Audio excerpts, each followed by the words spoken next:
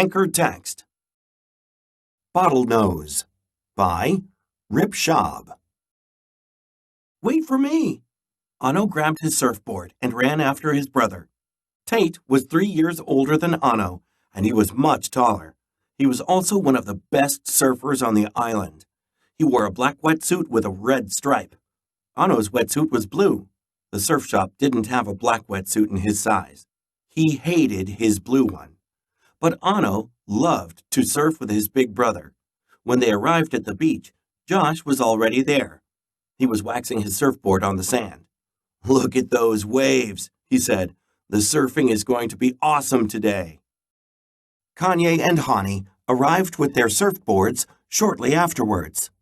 "Those waves are too big for you, Anno," said Kanye. "You should stay on the beach." "You're only 1 year older than me, Kanye," said Anno.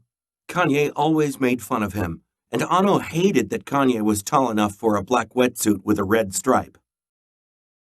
The 5 boys carried their boards into the surf. When it was deep enough, Anno lay down on the board and started to paddle. He never told Tate, but this was the part that scared him the most. He hated paddling through the waves. Water got up his nose and made his eyes sting. He turned to face the shore. The next big wave came, and he jumped up to stand on his board. The wave carried him towards the beach so fast, he felt like he was flying. All of a sudden, Anno lost his balance. He toppled into the water, and the wave crashed over him. Getting back to the surface was hard. He kicked and kicked.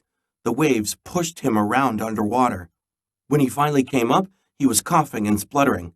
"Ha ha!" he heard Kanye laugh. "Wipe out! I told you, Anno, you should have stayed on the beach." The board was attached to Anno's foot by a leash. Josh helped him pull it back so Anno could climb on. He was still shaking from the wipeout, but he managed to surf another wave. When the boys were tired, they paddled out into the bay. The water was still and they could sit on their boards and rest there. In the distance, they saw a cruise ship. Anno thought the ship was amazing. There were hundreds of people aboard. It was like a small town. "They will sail all the way to the mainland," said Hani. Anno wanted to go on a voyage like that one day. He saw the anchor of the huge ship drop into the ocean. "They're staying for a while," said Tate. "I know why," said Josh. "Watch the water in front of the ship." Anno spotted 2 fins in the water. "Dolphins!" he cried. The pod of dolphins jumped and splashed around the ship. "They're coming closer to us," said Tate. Very soon, the dolphins were close enough for Anno to count them. "I can see 8 of them," he said. "They're bottlenose dolphins," said Tate. "Cool." Kanye seemed anxious. "You better not get in the way of my surfing," he said. "I don't want to fall off my board because of some dolphin." The water rippled near Anno's surfboard. A dolphin's head rose gently out of the ripples. Anno was so excited. "Hello," he said. The dolphin looked at him. Its mouth was open. It seemed to be smiling. "They're too close," said Kanye. He began paddling back to the beach. The others stayed and watched the dolphins. The animals swam between the boys. Sometimes the dolphins would jump, making big arcs in the sky. Anno loved to watch them. Finally, the sun began to set, and the boys had to head home. "Goodbye," said Anno. He waved to the dolphins and paddled back to shore. For the next few days, the boys saw the dolphins every time they went surfing. They became like old friends. The arrival of the pod always made Kanye nervous, though. "Why do they stick around?" he said grumpily. "They're getting in the way." "I love having them around," said Anno. Kanye snarled at him. Anno didn't do much surfing anymore. He preferred to paddle into the bay. There he would sit and watch the dolphins. One day, the pod was swimming farther out than usual. Anno followed them. Then the pod went even farther. Anno looked back at the beach. He was very far from shore. His brother Tate was waving to him.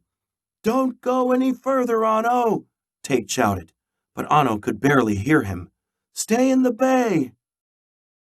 A dolphin appeared beside Anno's board. It looked at him, and then it swam out to the pod. It seemed like the animal wanted Anno to follow. So Anno followed. He paddled farther and farther into the ocean. Soon he reached the end of the bay. The rocky edge of the shore was on the right. He could see a small island beyond. The small island was covered in trees, and there was a big mountain in the middle of the forest. Anno's grandmother once told him that the mountain was a volcano. Nobody lived there. People were too afraid, even though there had been no eruption in hundreds of years. But that day, Anno saw black smoke above the small island. He twisted around on his board to get a better look. He saw bright orange streams running down one side of the mountain. "Lava!" he cried. Anno knew that there was hot, liquid rock beneath the surface of the earth called magma.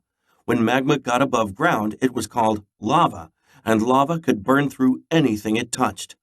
Anno could feel the heat of the volcano in the air and in the water.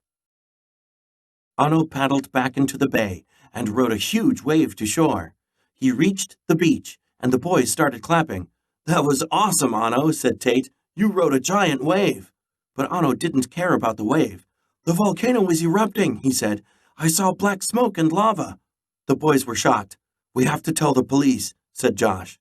"I'll run to the lifeguard station," said Tate. "There's a phone there." Anno and the others ran home. Along the way, they told everyone they met that the volcano was erupting. The birds stopped singing in the trees, and the ground shook under the boys' feet. Soon the police were evacuating half of the island where Anno lived. Anno and his family were taken to another town by boat. From the boat, Anno could see great clouds of black smoke. The sky was dark. There were dark patches in the ocean, too, where ash had fallen into the water. It was frightening. "What about the dolphins?" he asked Tate. "They can't swim through all that ash." "I'm sure the dolphins are gone," Tate replied. "They have the whole ocean to swim in. They won't stay in dirty water." Anno felt relieved. Finally, the boat arrived at the town, and everyone was taken to a hotel. There was food and drink and plenty of space to sit down and rest. Anno sat with his brother and the other boys in the hotel lobby. "That was close," said Josh. "Yes," said Hani. "If it wasn't for you, Anno, we would be stuck in all that black smoke. We might not have gotten out in time." There were police officers at the hotel. They walked around, talking to people and taking notes. They were checking that nobody was hurt. "Are we safe here?" Anno asked a police officer.